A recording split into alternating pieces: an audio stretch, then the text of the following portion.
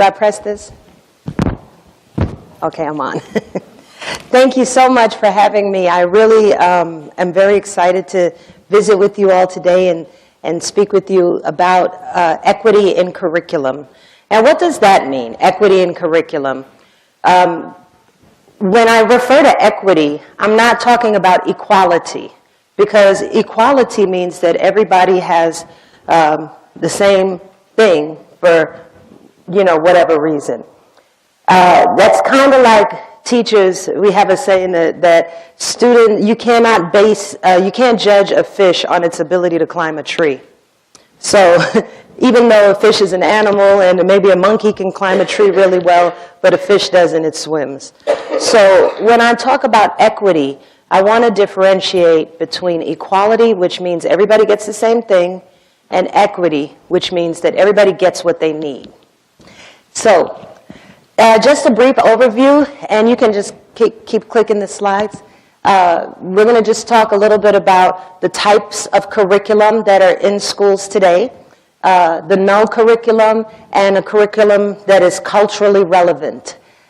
How an inferiority complex is instituted in schools, and it is transmitted to students through the curriculum. We'll explore the adverse effects of a hegemonic curriculum, and we'll work towards a curriculum that is equitable for all students. Slide. So let's look at a hegemonic curriculum. This is an interesting term. It talks about a hegemonic curriculum is characterized by cultural dominance, and it's an education that transmits, promotes, and upholds that cultural dominance. Did you know that Thomas Jefferson, when he began working on this nation, he developed a dual trajectory curriculum, one for the wealthy and one for the working class.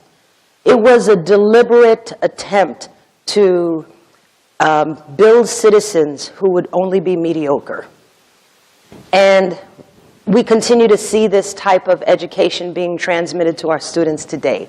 A culturally relevant curriculum, which is a term that was developed by Dr. Gloria Lansing Billings in 1995, describes a pedagogy that empowers students. It doesn't delineate where the students are supposed to be. It says you can be wherever you want to go. So what I would like to see in schools across America are culturally relevant curriculum. Slide. So when we think about the Founding Fathers, we think about the ideology that has set the foundation, the pathology that has set the foundation for curriculum as we know it.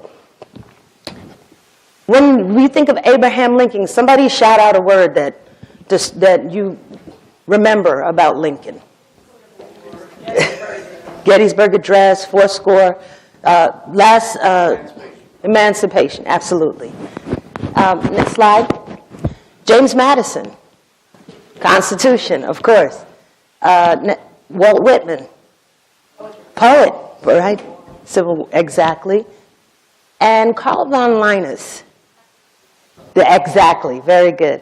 So when you think about these individuals, we typically respond with positive thoughts. There is a cognitive dissonance that occurs with students who are black and brown students because they understand that the founders of this nation owned slaves. Yet we are taught to honor and respect them. So there is a dissonance that occurs within students who are not a part of the dominant culture. Slide. Let's look at what Abraham really believed.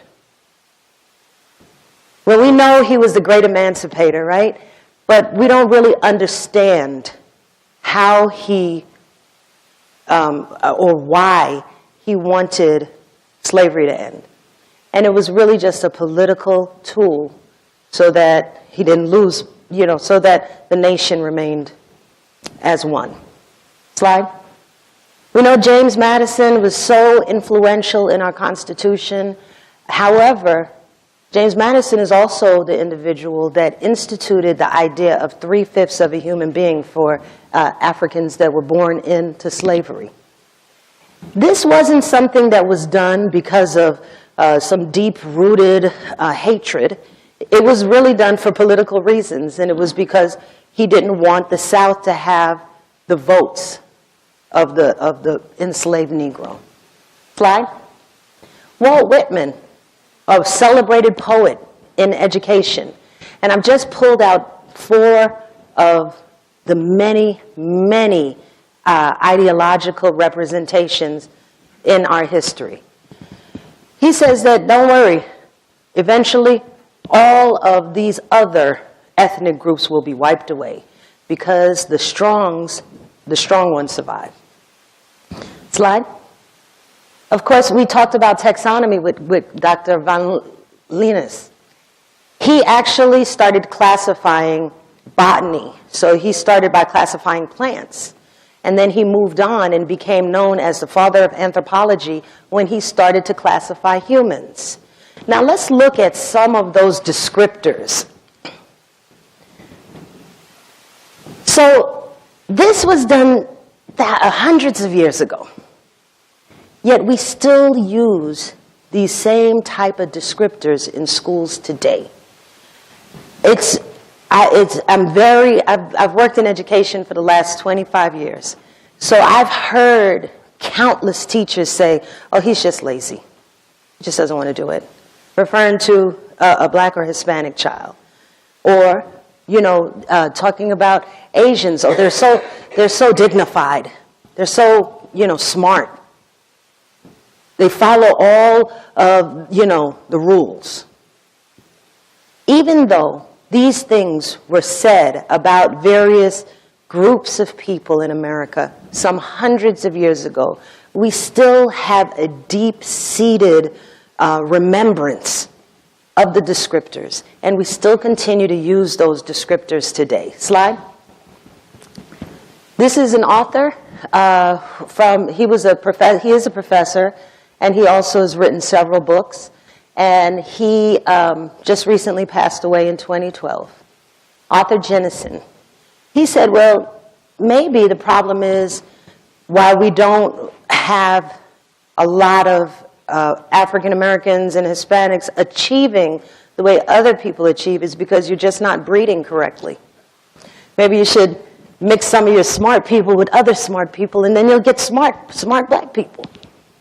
These are ideologies that continue to follow Americans and in reality the world today. So, slide. So, when we talk about Columbus, slide, we talk about Columbus being an explorer, the Nina, the Pinta, the Santa Maria, slide. He sailed the 7 seas. He was a visionary. But in reality, Columbus was none of those things. He actually got lost. And that's how he ended up here.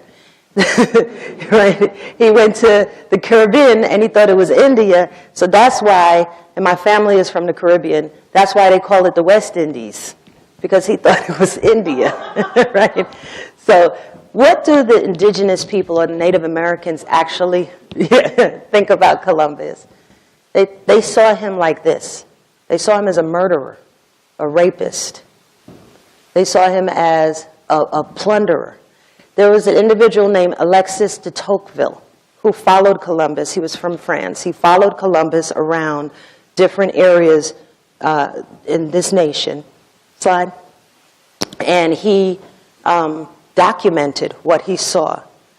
He said Columbus was a heinous rapist.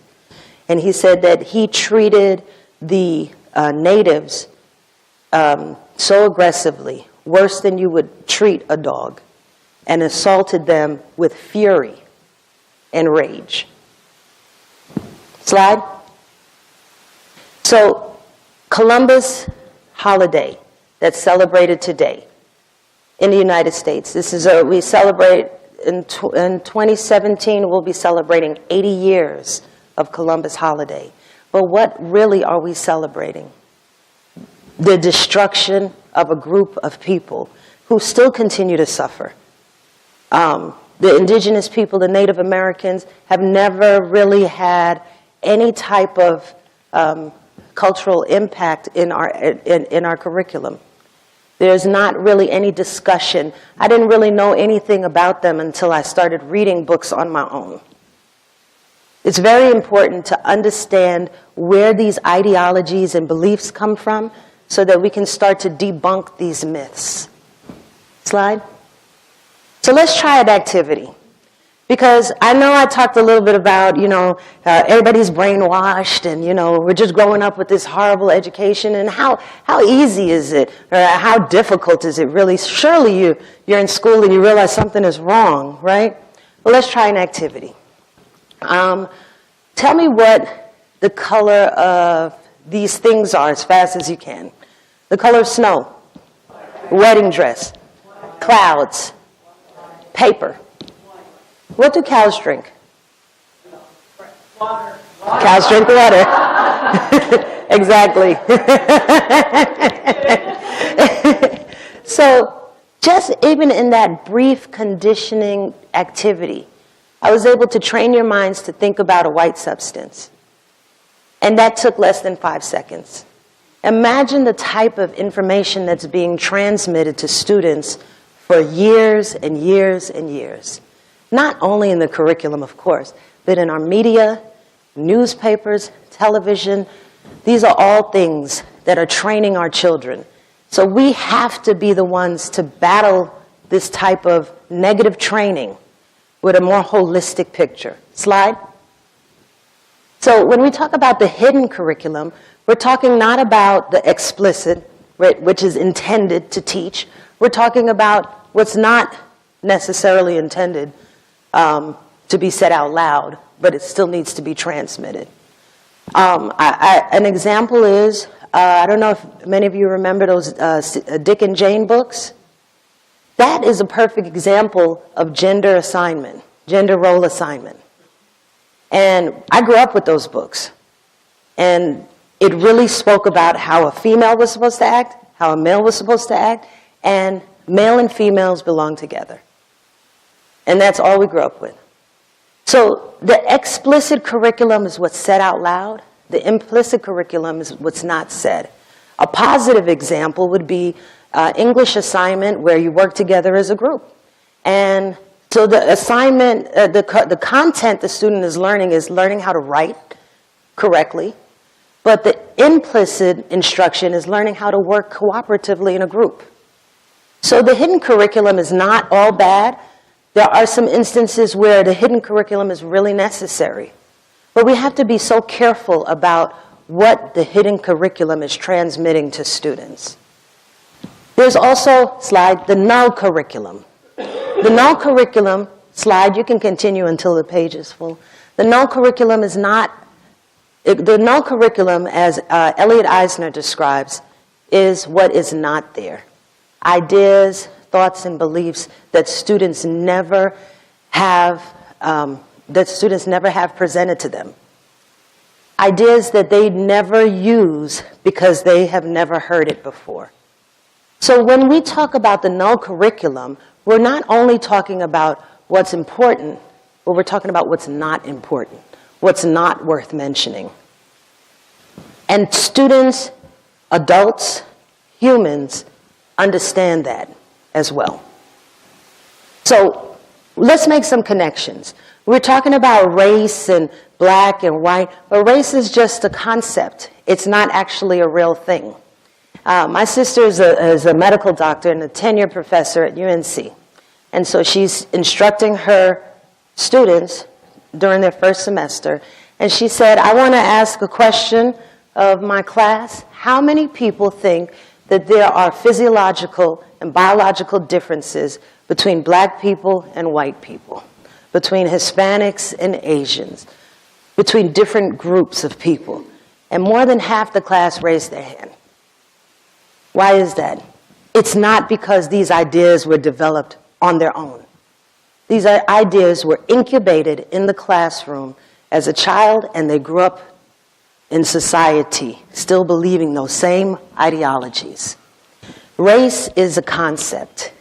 It's not, it was developed because the ruling class wanted to separate the poor people, poor black and white people, poor Indians that got together to overthrow these type of elite ideologies. They developed a concept called race. And they said, you may not have the same amount of money as us, but you can be in the club because you're white. And so you can have privilege. And so these are the type of ideas that I'm encouraging and urging you to start debunking and to start recognizing it so that when you are out in the world, you can speak up and say something also. Slide.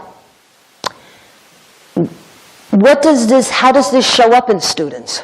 How does this type of inferiority complex and psychological deficit show up? It shows up in the achievement gap. These statistics were taken from 1990 to 2007. And then 10 years later is 2017. The achievement gap has not decreased. It has only gotten wider. So something is happening in our school systems that is a disservice to certain populations. Slide. Same thing with reading. The achievement gap is a reality that we have to deal with. Slide. But not only achievement, but also discipline. I've worked all over the world with students. I've taught in Europe. I've taught in New York, in Mississippi, in Texas, in D.C. I've worked with students all over the world, all different kinds of students. Students from Europe, students from Africa, students from Asia. And I'm going to tell you, they're all the same. They all want to get away with something. They all want to, to be favorites. They all want to hug. They all want the boo-boo blowed and kissed when they fall. But there's a difference in the way they're treated. The discipline, this shows you by state, disciplinary actions.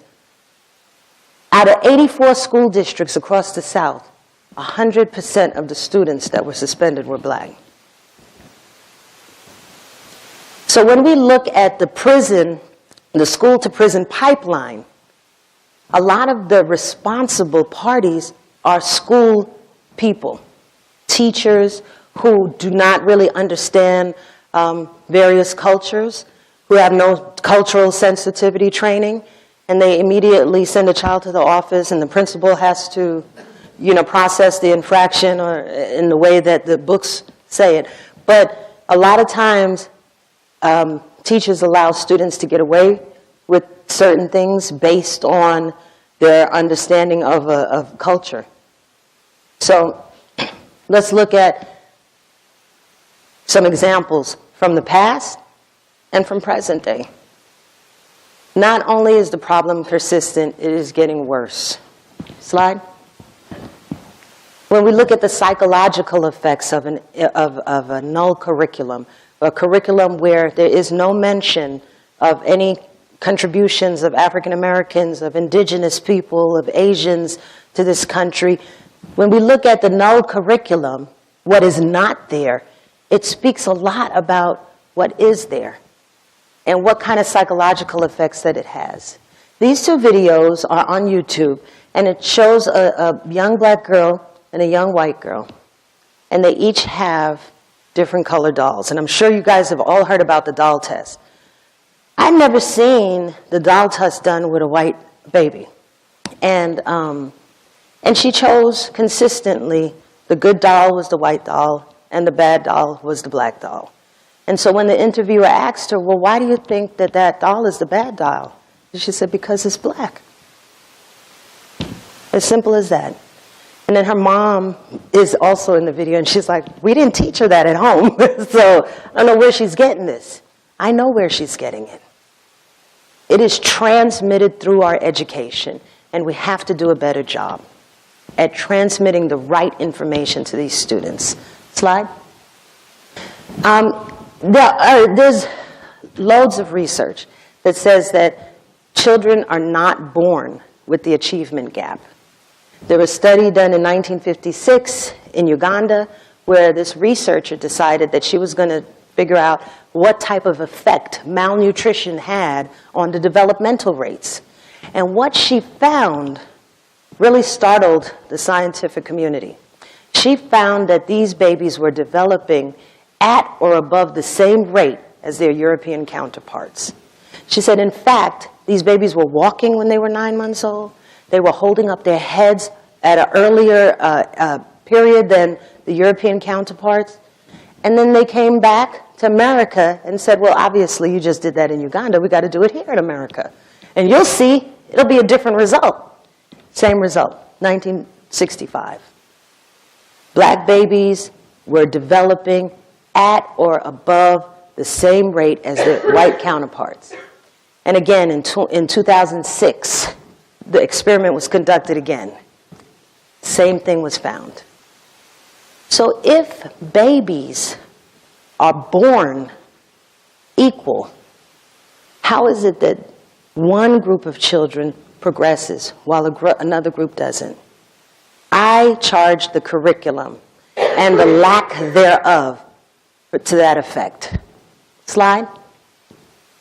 But now there is hope in a time of trouble. I think a lot of people are starting to realize this. There's a school in Chicago who had the highest suspension rate of all the schools in Chicago. And they stopped suspending students and started using meditation and yoga, but they can't call it yoga. They just call it stretching and relaxation. And they have, in the last 2 years, have not had one suspension. There's another school in D.C. It's called Urban Prep Academy. And it's in Chicago as well. Whereas individuals were being murdered. Students were not achieving. Yet they have 100% graduation and college acceptance rate for all of their seniors. Why is that? Because they've incorporated a culturally affirming curriculum that says, you know what, young man, yes, you have a lot against you right now. You're growing up in a pretty urban neighborhood with a lot of guns, but you are special.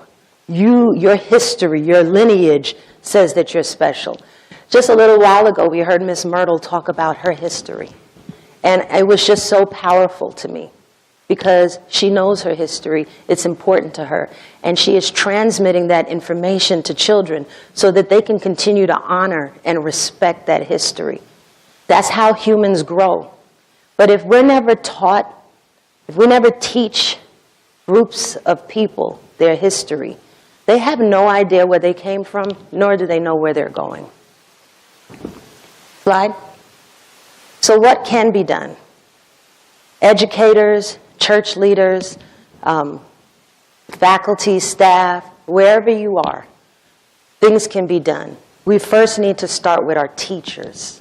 And we need to have teachers learning, learning about cultural differences so that they don't respond to students with microaggressions, but they respond with a deeper understanding of their culture.